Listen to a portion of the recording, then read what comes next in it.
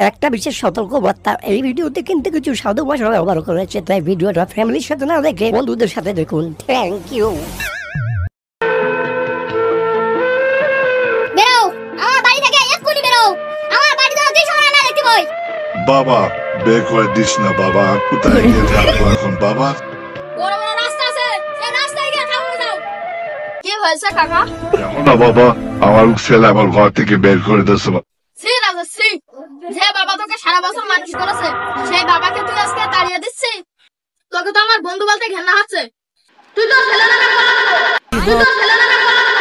তুমি আমাদের বাড়িতে চলো, তোমার আর এখানে থাকার দরকার নেই। এমন কি হয়েছিল কাকা যে তোমার ছেলে তোমার বাড়ি থেকে বের করে দিছে?